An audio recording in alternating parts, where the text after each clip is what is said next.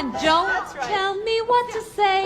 And when I go out with you, don't put me on display. Pretty good. You remember, you don't own me.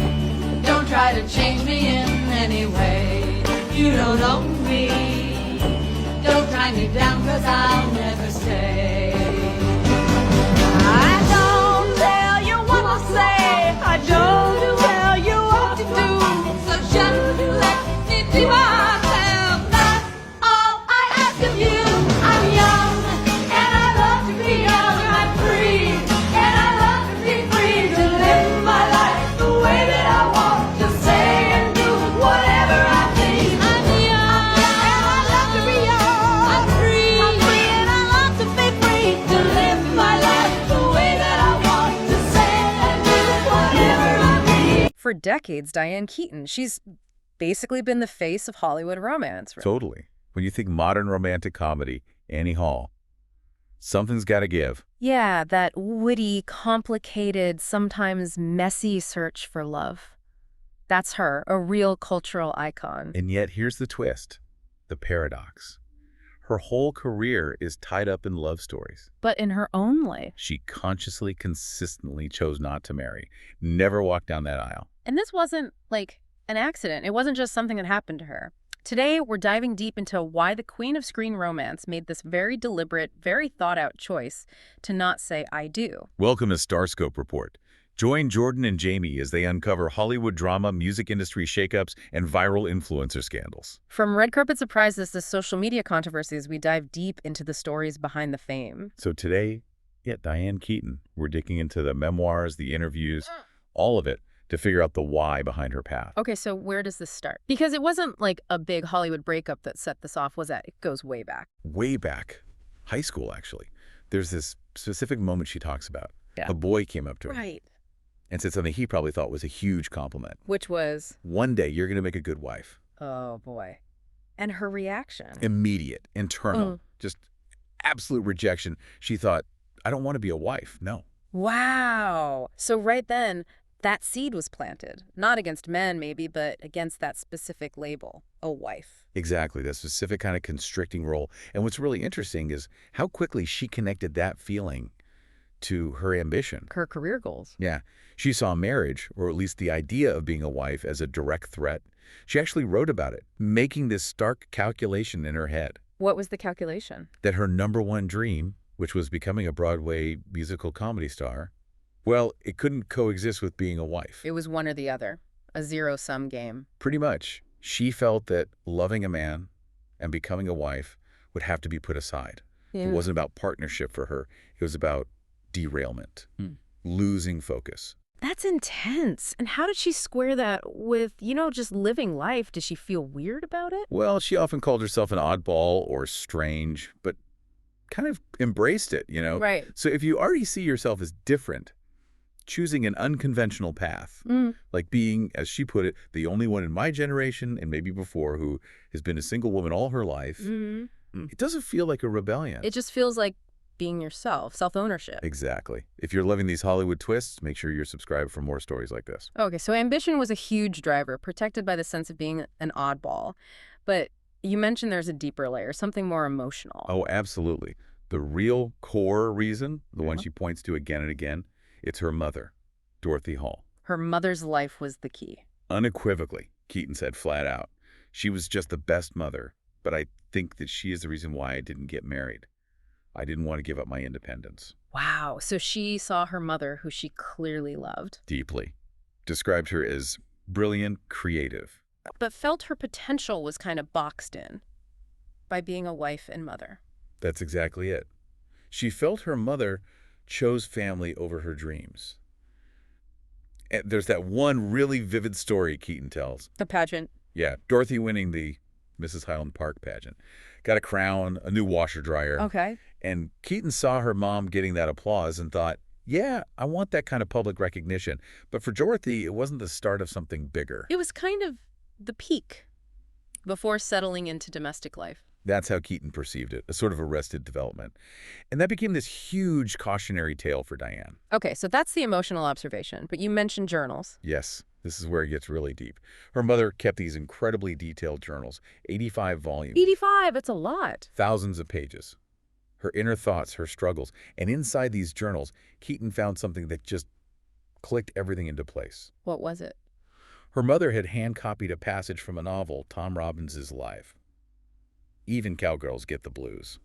And she'd added a little note. Huh? Yeah, she wrote it was for future thinking. Like, she was earmarking this idea. And the quote itself, what did it say? It was this incredibly sharp critique of marriage for women. Described it as surrender. A point where a woman basically leaves the truly interesting and significant actions to her husband. Whoa, that is heavy. Finding that in your own mother's private writings. Right. So Sure. Dorothy herself had intellectually grappled with this idea of marriage as a trap, as surrender, decades earlier.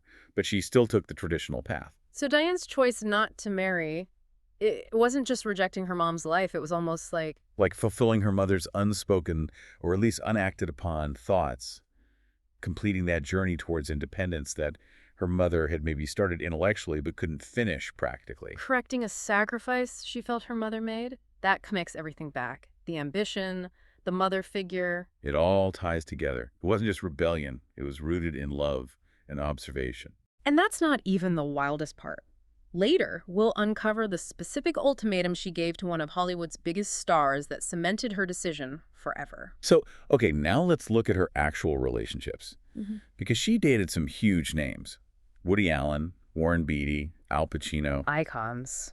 Legends, really. And there's a pattern here, isn't there? The sources suggest she was seduced by talent, drawn to these massive, extraordinary figures. Which maybe subconsciously protected her, because a conventional life with guys like that probably wasn't really on the table anyway. It's a really interesting way to put it. Like, their huge careers almost made a standard domestic setup impossible from the start. Take Woody Allen. Right. Yeah. Annie Hall. Their connection seemed so creative. Exactly. It was work, admiration, synergy, almost entirely outside that traditional marriage framework. He wasn't demanding domesticity. But Warren Beatty, Yeah. that was different. They worked together, too, on Reds. Yeah, and that seemed to highlight the incompatibility. She found it incredibly stressful. Impossible, she said, working with a perfectionist director who was also her boyfriend. Shooting endless takes. Yeah, kind of pressure cooker. It curdled the romance, as she put it. It showed her maybe that kind of intense power dynamic partnership wasn't for her. Okay, which leads us to maybe the most significant one. Al Pacino. Definitely the longest, she said. The most passionate, spanning the whole Godfather trilogy era. She was clearly smitten, mad for him, charming, hilarious, gorgeous. All of it. But this relationship holds the key turning point. Because here, for seemingly the only time, she actually did push for marriage. Really? She deviated from her philosophy. It seems so. Around 1990, when they were doing Godfather Part 3, she gave him an ultimatum. Marry me, basically. Wow. She put it on the line. She did. Yeah. And he refused. He wouldn't commit. And that was it. The relationship ended. That was the end. And that rejection, it seems like that really solidified everything for her, Yeah. locked her onto that path of singlehood for good. Okay, but wait. Didn't she always have that line she used in interviews about marriage? Ah, yes. The famous quip. For years, she'd say, kind of self-deprecatingly. By the way, no one has ever asked me to marry them. That's the one. So that wasn't strictly true then, because Pacino, well, she asked him and he said no. Exactly. Yeah. Which makes that line, well, it's more than just a funny remark, is And it? narrative control. Wow. That's masterful. Absolutely. It smooths over the messy, maybe painful truth of that specific rejection. It lets her frame her entire life story around her choice for independence, rather than acknowledging that one moment where she sought marriage and didn't get it. She turned a specific no into a lifelong I choose not to. That's incredibly savvy. Taking control of her own story. Totally. And that really set the stage for the next chapter, which feels like the ultimate expression of her philosophy. Motherhood. Motherhood, completely on her own terms. At age 50, she adopts her daughter Dexter, then later her son Duke. Decoupling motherhood from marriage entirely. Doing it alone. And framing it very deliberately.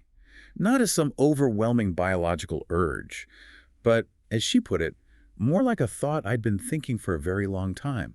A rational, conscious choice. She'd waited, hoped maybe for that strong and substantive relationship, but when it didn't happen, She decided to plunge in alone.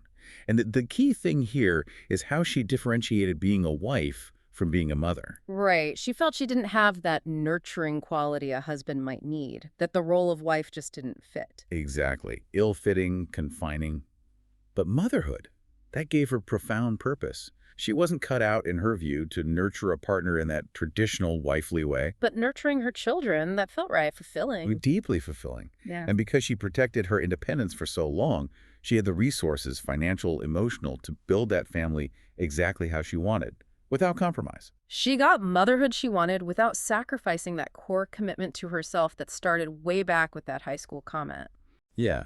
She called being a mother the most completely humbling experience, something that changed her whole life in a good way. And later in life, she seems completely content with it all. Says she doesn't date anymore, feels no sadness about it.